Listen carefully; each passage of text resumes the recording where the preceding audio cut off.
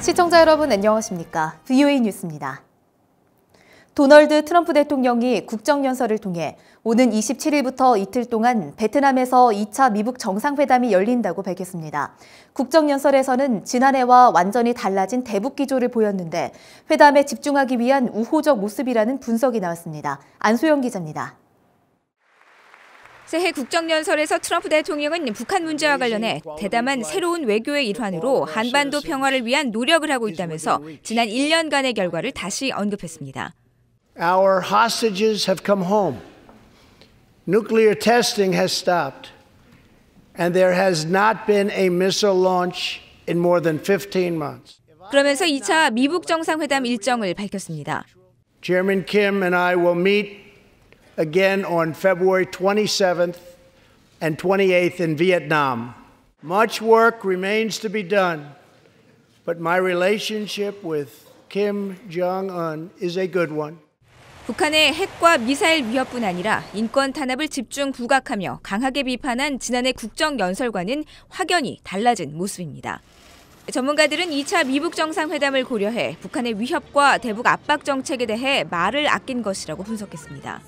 President Trump has pursued a diplomatic approach with Chairman Kim Jong-un, and as we know, the next summit is coming up, and I think it'll be a very important summit in order to continue the process that began with the Singapore meeting.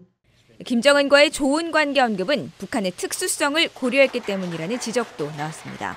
I think it makes it easier to solve problems if you have a good relationship, especially in the case of North Korea, because Kim Jong-un, obviously being a dictator, he's in a position to make decisions.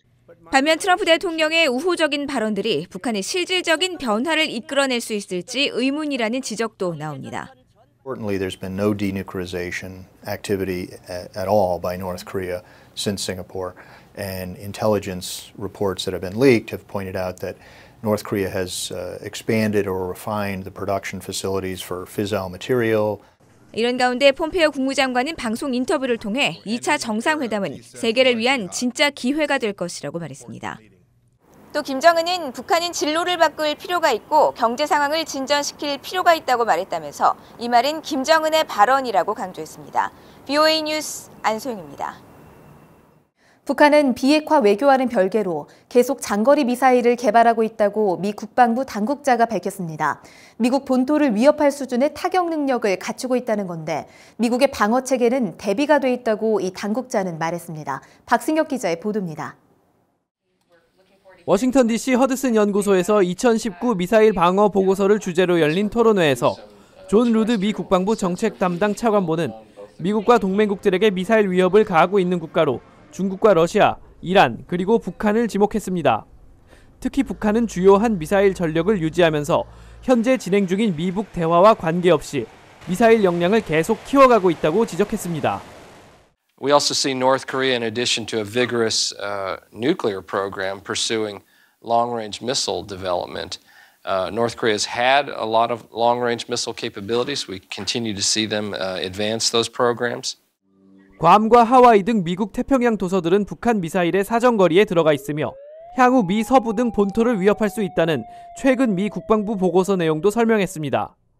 하지만 미국은 북한의 미사일 동향을 면밀히 감시하고 있으며 하와이 등 미국 영토 방어는 이미 충분히 돼 있다고 강조했습니다. Our Hawaiian fellow Americans aren't going to get nervous here after this. Oh no, and that was the planning design. That's the architecture requirement. 루드 차관보는 이어 북한 등 적성국을 압도하기 위한 미국의 방어 역량도 계속 키워가고 있다면서 향후 우주군 창설을 추진 중인 미국이 우주 기반 요격 미사일 개발 등 미사일 방어 체계를 강화하고 있다고 설명했습니다. We will maintain the size and capabilities of the U.S. missile defense system that is sufficient to stay ahead of the threat that we face from countries like North Korea and Iran. 루드 차관보는 이어 북한의 탄도미사일 프로그램과 북한 과학자들의 움직임은 미 국방부가 집중해서 관찰하는 사안이라고 강조했습니다. VOA 뉴스 박승혁입니다. 미국 상원 외교위원회 동아태 소위원장을 맡고 있는 코리 가드너 공화당 의원은 북한과의 대화 목적은 완전하고 검증 가능하며 불가역적인 비핵화, 즉 CVID여야 한다고 강조했습니다. 가드너 의원은 5일 언론 기고문을 통해 북한은 지금까지 비핵화를 향한 아무런 구체적 행동도 취하지 않았다며 이미 필요 없는 시설을 폐기하는 것은 효과가 없다고 밝혔습니다. 그러면서 김정은은 단지 정권의 특기인 늑장 부리기와 비협조에만 전념하고 있다고 비판했습니다.